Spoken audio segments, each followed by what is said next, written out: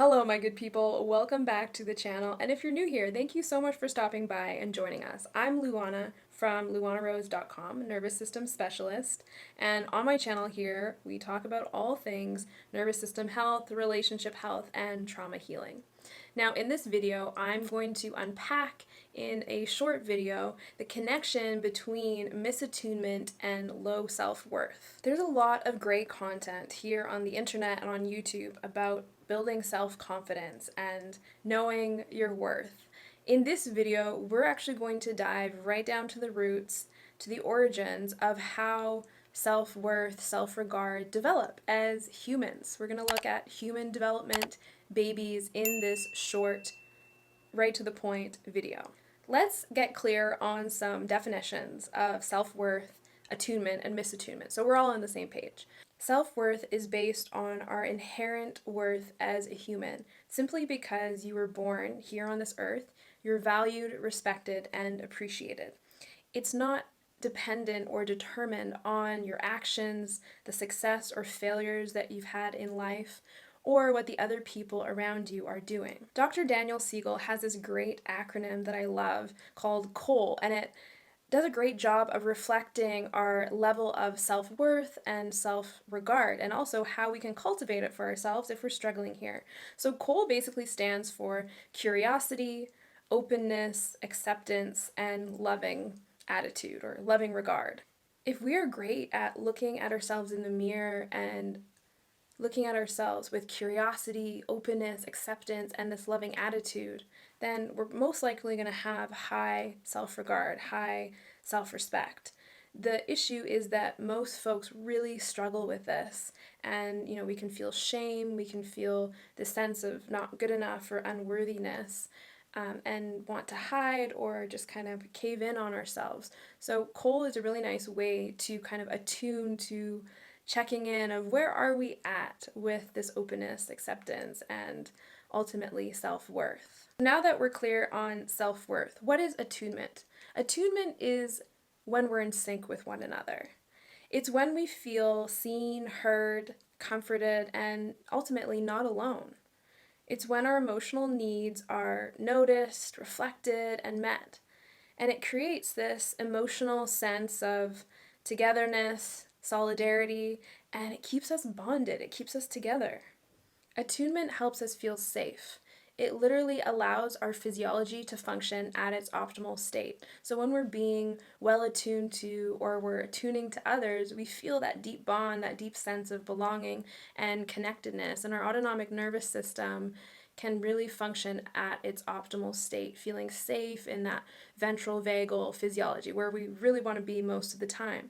Dr. Stephen Porges kind of is the grandpa or the king of the research on polyvagal theory, which is essentially the science of feeling safe. So we need attunement to build those neural pathways in childhood to have that for the rest of our life, and we need to do some maintenance, of course, as an adult. We need to be in attuned, caring relationships. Now that you have a clear understanding of what attunement is, can you guess what misattunement is?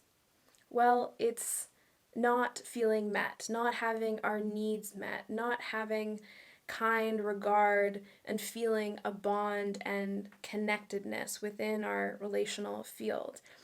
And misattunement kind of breeds this isolation and this feeling of unworthiness if it happens consistently and without repair. No matter how close we are physically, it can leave us feeling dismissed, or we can also do this to others. We can dismiss, we can neglect, not necessarily intentionally, but when there's misattunement, it just happens more easily that we disconnect from others, we disconnect from our environment, and in a lot of folks' eyes, this is trauma, this is relational trauma.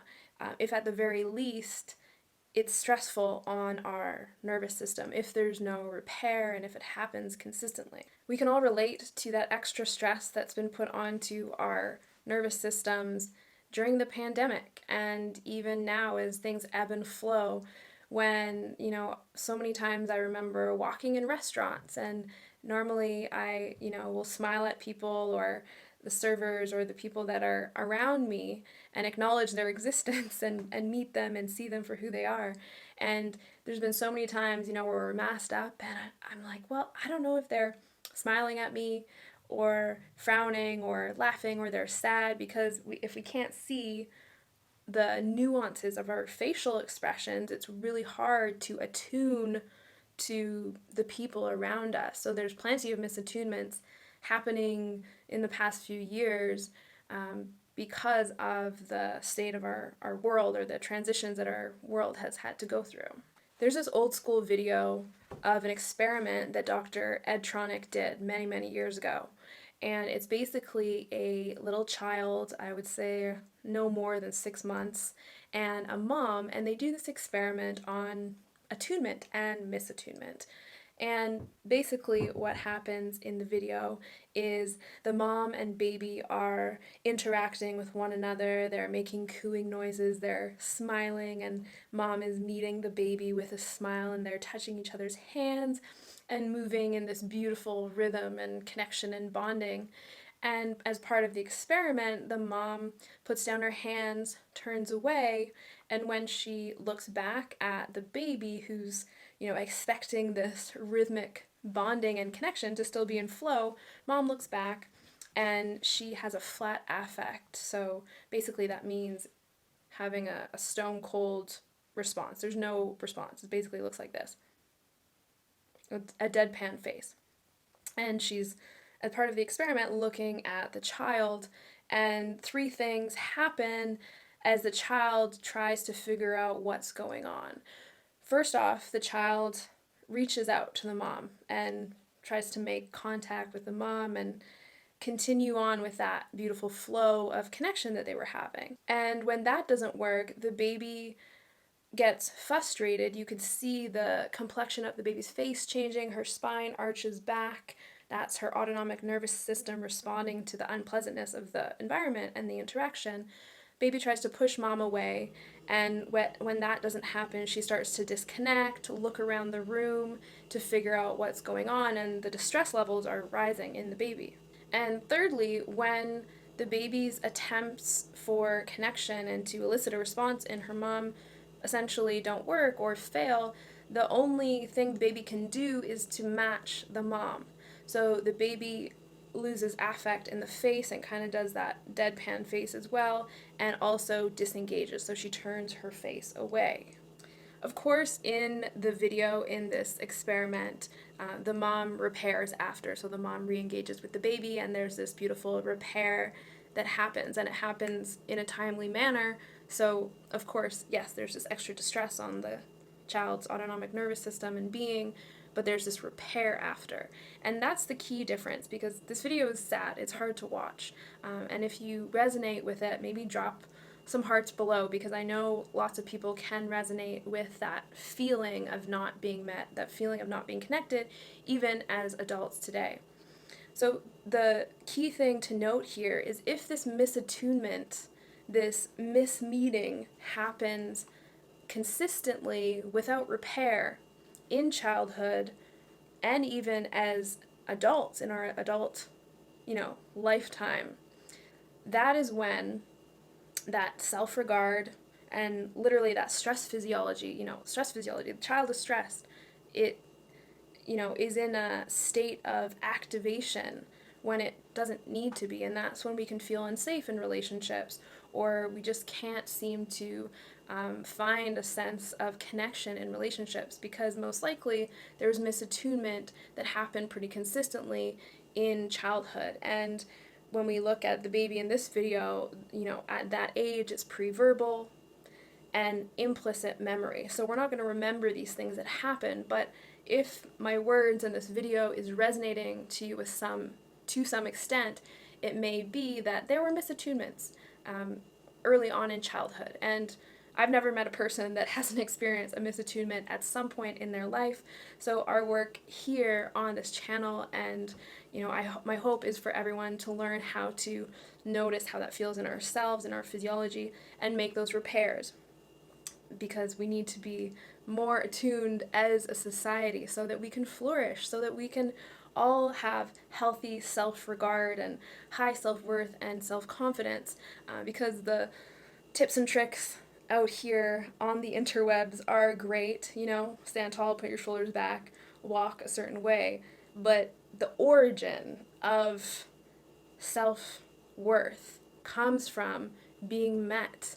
It comes from being seen, heard, felt, and that bond of, we have these mirror neurons in the front of our brain, in the prefrontal cortex right up here.